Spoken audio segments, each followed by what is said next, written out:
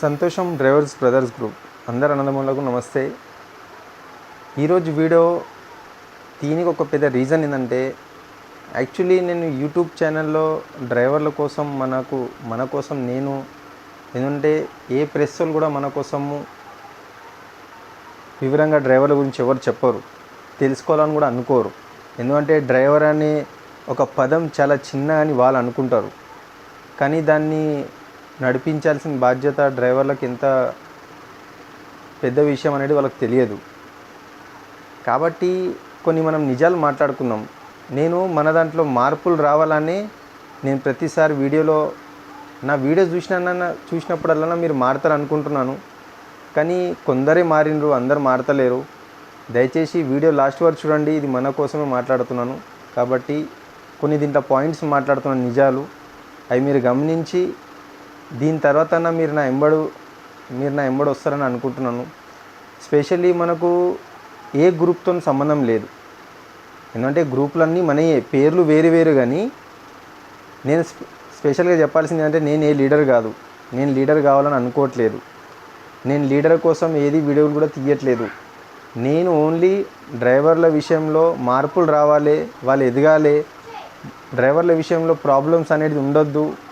ఆ family problems కానీ మన ప్రాబ్లం కానివ్వండి, ఎవ్రీథింగ్ ఏదైనా సరే చేంజెస్ రావాలనే ఉద్దేశంతో నేను ప్రతిసారి వీడియోలో మీకు చెప్తాను. అయితే నేను స్పెషల్లీ నేను ఏ విషయంలో కూడా లీడర్ అవుదామని ఈ వీడియోలు తీయట్లేదు. నేను ఓన్లీ మన అన్నదమ్ముల ప్రాబ్లమ్స్ ఏవైతే ఉన్నాయో అవి క్లియర్ చేద్దామని నేను ప్రతిసారి వీడియోలు తీస్తున్నాను, మీకు అర్థమయ్యేటట్టు చెప్పాలని ప్రయత్నిస్తున్నాను. కాబట్టి ఈ వీడియో నుంచన్నా మన దగ్గర చేంజెస్ రావాలని నేను అనుకుంటున్నాను. కాబట్టి ప్రాబ్లమ్స్ ఏంటంటే, ఇప్పుడు ఒక డ్రైవర్కి యాక్సిడెంట్ కానివ్వండి, వాళ్ళ ఫ్యామిలీలో ప్రాబ్లమ్స్ కానివ్వండి, ఫంక్షన్స్ కానివ్వండి, ఎవ్రీథింగ్ ఏదైనా సరే ఏదొక్కటి వచ్చినా తను అది చేయాలంటే చాలా కష్టమైన పని. ఎందుకంటే వచ్చే శాలరీసు రెంట్లకు, కిరాణా సామాన్లకు కానీ చిల్లర ఖర్చులకు మట్టుకే సరిపోతాయి. చూడడానికి చాలామందికి డ్రైవరు సఫారీ చేసుకొని కనిపించినా, ఎంత అఫీషియల్గా కనిపించినా తన ప్రాబ్లం ఎక్కడ బయట పెట్టలేడు. కాబట్టి నేను ఇవన్నీ తెలుసుకొని నేను కూడా దీంట్లో ఉన్నాను కాబట్టి ఇవన్నీ అర్థమవుతున్నాయి. కాబట్టి మీలో చేంజెస్ తీసుకురావాలి, మనం మారాలి. ఈ జనరేషన్ ఎంత ఫాస్ట్గా ముంగట వెళ్ళిపోతుంది టెక్నాలజీల వల్ల, కానీ మనం మాత్రం అక్కడనే ఇంటబడిపోతున్నాం. ఎందుకంటే దీనికి అందరికన్నా పెద్ద రీజన్ ఏందో తెలుసా మీకు? ఎవరికైనా ఐడియా ఉంటే చెప్పండి. మెయిన్ రీజన్ ఏంటంటే మనం అందరం ఒక్కట్లేము. ఇప్పుడు చూడండి, కొన్ని అపార్ట్మెంట్లు ఎట్లయితే అంటే ఒకటే బ్లాక్లో ఒక 30 నుంచి 40 మంది డ్రైవర్ అన్నదమ్ములు ఉంటారు, కానీ అదే బ్లాక్ వాళ్ళు ఒకరొకరు మాట్లాడుకోరు.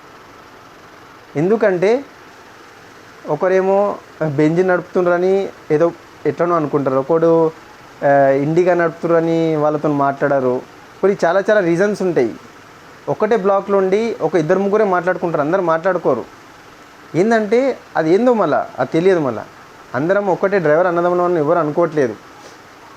కాబట్టి నేను చెప్పాల్సింది ఏంటంటే, వీడియో ఎక్కువ పెద్ద చేయకుండా మీ ప్రాబ్లం నా ప్రాబ్లం అందరిది ఒకటే. దీన్ని సాల్వ్ చేయని కోసం నా దగ్గర చాలా రీజన్స్ ఉన్నాయి. మన దగ్గర ఉన్న రీజన్స్కి నేను సొల్యూషన్స్ నా దగ్గర చాలా ఉన్నాయి. చాలా ఈజీగా మనం బయటపడవచ్చు. కాబట్టి నా గురించి తెలిసిన వాళ్ళు చాలామందికి తెలుసు. నేను కొన్ని లెక్కలు కూడా వాళ్ళకి చెప్పినాను. ఇప్పుడు చాలామందికి డ్రైవర్ అన్నదమ్ములకి ఇండ్లు లేవు. ఈ జనరేషన్ ఇల్లు అంటే చాలా మనకు పెద్ద విషయం అది. కానీ మనం అందరం ఒక్కటైతే అది ఎంత చిన్న విషయమో నేను చాలామంది కలిసిన వాళ్ళకి పర్సనల్లీ నేను చూపించాను లెక్కలు, అది అందరికీ తెలుసు. కొందరు గ్రూప్లో నా ప్లాన్ చూసి కూడా ఆల్రెడీ కొందరు యూజ్ చేసేసారు మెడికల్ కోసం. అది నేను చెప్పకూడదు, యూజ్ చేసినా పర్లేదు, నా పేరుంటే చాలా అని అట్లా నేను అదే అనుకుంటాను. కాబట్టి మనం అందరము, కానీ ఇది ఏమవుతుందంటే 10 మంది గ్రూపులు అయి ప్లాన్ చేస్తే తొందర సక్సెస్ కాం. ఎంతమంది గ్రూపులైనా కానివ్వండి, కానీ మనము ఒక్కరింట ఉండి పని చేస్తేనే కంపల్సరీ తొందరగా తొందరగా మనం ఎదగలుగుతాం. కాబట్టి దయచేసి నేను చెప్పింది అర్థం చేసుకుని, నేను ఏమంటున్నా అంటే, హైదరాబాద్లో ఎంతమంది గ్రూప్ ఉన్నా సరే అన్నీ మన గ్రూపులే, పేరు వేరు ఉంటాయి. ఇందాకని చెప్పిన దాంతో ఏం సంబంధం లేదు. స్పెషల్లీ నేను ఎన్నోసారి చెప్తున్నాను, లీడర్గా అవుదామని చెయ్యట్లేదు. నేను మీ ఇంటికి పెద్ద కొడుకు లేదా మీ ఇంటికి చిన్న కొడుకుగా మీకు సహాయం చేద్దాం. నా దగ్గర కొన్ని ఐడియాస్ ఉన్నాయి కాబట్టి దానివల్ల మనం తొందరగా ఎదుగుతాం. ఇది మన కోసమే, దీంట్లో నా స్వార్థం ఏం లేదు, మీ స్వార్థం ఏం లేదు. ఇది మనం ఒక కుటుంబం తిరిగా నేను భావిస్తున్నాను కాబట్టి అర్థం చేసుకొని దీని తర్వాత అందరం, నేను మాత్రం ఏం నామోషి ఫీల్ అవ్వట్లేదు. ఎందుకంటే కొందరు డ్రైవర్స్ కానీ మన అన్నదమ్ములు కానీ కొందరు తెలిసిన సార్ వాళ్ళు కానీ నా వీడియోస్ చూసి కానీ నేను తీస్తుంటే అందరు ఏమన్నారంటే, అరే బాబు నువ్వు ఎందుకు తీస్తున్నావు ఈ వీడియోలు, నీ డ్రైవర్స్ నీ అన్నదమ్ములే నిన్ను పట్టించుకోరు, నువ్వు ఎందుకు అంతగానం ఇదవుతున్నావు, వదిలిపెట్టేసిరా బాబు, ఎవరు చూడరు, ఎవరు నిన్ను పట్టించుకోరు, నువ్వు దీంట్లో ఏం సక్సెస్ కాలేవు, వాళ్ళు మారరు, వాళ్ళు అంతే ఉంటారని నన్ను ఛాలెంజ్ చేసిండ్రు.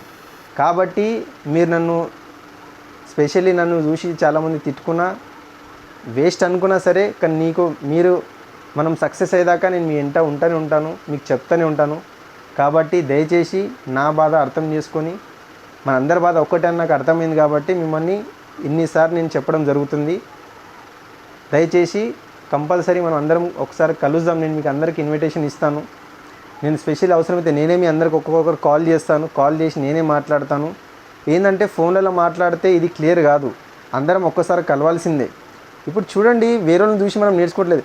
కొన్ని సంస్థలు ప్రతి సండే కానీ ఏదైనా కానీ వాళ్ళ ప్రాబ్లమ్ సాల్వ్ చేయడం కోసము అందరు ఒక దగ్గర కలుస్తారు, కలిసి మాట్లాడతారు.